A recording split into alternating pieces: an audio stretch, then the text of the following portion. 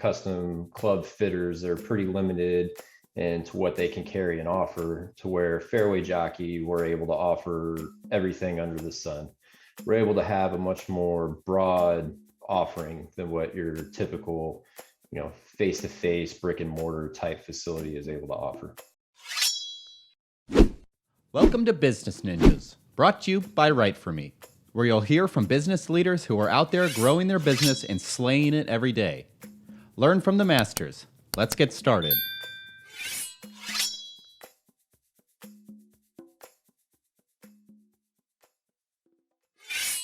Hi, and welcome to another episode of Business Ninjas. Today, I'm here with David McKee, Director of Purchasing of Fairway Jockey. How you doing today, David? Doing very well, sir. How are you doing? I'm good, thank you. I appreciate you spending some time with us here on Business Ninjas today. Absolutely. Please tell us a little bit about yourself and a little bit about Fairway Jockey. So I'm the Director of Purchasing for Fairway Jockey. We are a e-com platform for the custom golf club industry. I grew up out of just outside Atlanta and went to Arizona State University, went through their professional golf management program. And right before I was getting ready to graduate, got into the custom golf club fitting side of things. I was a custom golf club builder for quite some time. I've done work for PGA Tour pros, high-end college athletes, CEOs, worldwide politicians, to your weekend hacker. And then recently I came on board with Fairway Jockey a few years back, and it's been a very successful and fruitful relationship to this point. Excellent. Excellent. I would imagine there's nothing more personal than fitting somebody with their golf club so they don't throw it in the water too quickly. Yeah, you don't want to throw our clubs into the water. Too much time and money spent into it. Well, personally, I can't believe anybody's throwing any clubs in the water, considering what it costs to play golf these days. But right. What's the origin story of Fairway Jockey? How long they've been around? So Fairway Jockey started by a gentleman back in, I believe, 2014. We acquired the company in late 2018. When he first started the company, he was kind of a one-man show. He had one builder. He was doing roughly $500,000 a year in sales, just him and one other guy. Basically didn't hold any inventory. And once we purchased the company, we threw some marketing and some IT behind it and grew the platform to what it is today. Excellent. And where are Fairway Jockey stores? So Fairway Jockey is all e-com. It is 100% online. So how do you deal in custom fitted golf clubs over the net? So really our platform is for the guy that's already been fit. He's the guy that knows what he wants. We deal with a lot of garage tinkers, guys that just want to test stuff out. Guys that have maybe gone to a company like True Spec Golf and got fit for them. And they're just looking for a couple more options. With the custom club fitters, they're pretty limited into what they can carry and offer, to where Fairway Jockey, we're able to offer everything under the sun. Every shaft, every make of every brand, all the OEMs. We also do some training aids, range finders, some health and wellness stuff. So we're able to have a much more broad offering than what your typical, face-to-face brick and mortar type facility is able to offer. Got you. So you guys are really there for the people who've got their feet on the ground and have an idea what their path is and are looking to hone in on what's perfect for them. Correct. And we do offer what we call online fittings. It's kind of, you get with our club specialist, our in-house specialist, and talk with them, and a little bit about your game and stuff like that, and they're able to kind of guide you into some product that you may not know about, or something that might better suit your game.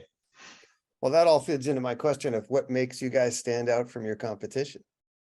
Well, we don't really have a whole lot of competition in the e-com market. Fairway Jockey was kind of the first to do this. There's a couple other smaller operations out there, but with our expertise and our background, we're able to provide much higher level of service and expertise than what the other companies can. Hey, not having competition is a good problem. Hey, Who I'm are all your about a customers? free market. Oh, there you go. Who are your customers typically? Everybody, we're your weekend hackers, and high end players as well. Especially with the COVID days, guys are sitting on Zoom meetings all day and they get bored at the end of their meeting. Hey, we're already online. Let's go see what new equipment's out there. And they managed to come across our site, and well, hey, not only can I see the equipment, but now I can purchase it and try it out as well. That leads into my next question about the COVID era. I think golf was one of the only things that didn't really get shut down during COVID because it's such an open space sort of activity. Tell me about how you guys were able to grow the business in the last couple of years. Oh man, how are we able to slow the growth of the business over the past couple of years would really be the main question. Trying to keep up with the growth over the past couple of years was definitely a challenge, not only with the influx and the growth of the game, but also with supply chain issues. As most people know, a lot of the golf industry comes out of, or at least the product comes out of the Eastern Asia market, which was obviously hit hardest by COVID. So during that time, there was a lot of shutdowns of the factories and whatnot. So the supply chain was definitely the hardest thing to overcome during all that. But we managed to get through it. We had some buying plans and some forecasting in place to where we were able to stay on top of it. But on top of that, just seeing the growth of the game and the influx of the custom side of the game has definitely been very, very good to see. Well, as far as the supply chain issues were concerned, we here in LA had a visual representation every day of how bad it was, because we would see literally dozens upon dozens of tanker-sized cargo ships just sitting off the coast waiting to get into the ports at Long Beach. So, even when the factories were shipping things around the world, they weren't getting into port for weeks on end. So I'm sure that was a challenge for you guys. It was, big issue of that was, I trying to get updates and things like that, trying to get a pinpoint of where our product is. And well, it's on a boat sitting on the port outside of LA, but there's nothing we can do about it. They're just waiting for space to get in. So that was a bit of a frustrating challenge. Absolutely. You got to keep your customers happy, and you literally are powerless to do anything at that point. Yes, sir. Tell me about content marketing and what role it's played in the growth of Fairway Jockey. As far as content marketing, just being able to use your high-end players as a good example of the availability and quality of the equipment. When I got into this industry 15 years ago, a lot of the big names on tour, they were under one brand. One guy wanted to play TaylorMade, or he was contracted to play TaylorMade. Now, if you look at a lot of the top players in the world, they have multiple brands in their bag. A lot of guys are giving up that guaranteed money by a sponsor to have that better equipment, looking for that earnings on the golf course. So these guys are able to have endorsements elsewhere outside of their club gear, so they can just, have a bespoke set from each of the manufacturers. I was unaware that was going on. Yeah. And a lot of other industries, there are more and more boutique companies. Is that happening in golf as well, or is it still the big name players that you see for the most part? There are more boutique companies coming around. Obviously, the big main brands are still going to carry all the weight, but you got your guys like Mira Golf. They're high end out of Japan that Mira guys will know about, but it's very high end quality product. They do some stuff behind the scenes for other companies as well that not many people know about, but there are more and more boutique brands coming about. Yes. And what about the domestic market? Are people making clubs here in the United States? There are design companies here in the United States. As far as the actual manufacturing process goes, pretty much all that's done overseas still. Okay. So the supply chain is what it is, and you just hope that they have gotten their feet under them moving forward. Yep. Gotcha. All right, switch gears. What is something you would like to be celebrating personally and professionally 1 year from now? 1 year from now, personally and professionally. I mean, personally, I just want to be celebrating happily and healthy with my family and friends. You know, as long as I'm got a smile on my face and I'm on the right side of the earth, I'm happy. I'm an easy guy. I You're a don't need a simple whole lot. man. Yeah, Good. I'm a simple man. I want the love and joy from my family, and that's really all I need out of life. Professionally, I'd like to see the growth of the game continue. Golf historically is a kind of a stagnant game, or not stagnant, I don't want to say that. It's kind of a flatline growth game. The people leaving the game is roughly the same as people coming into the game.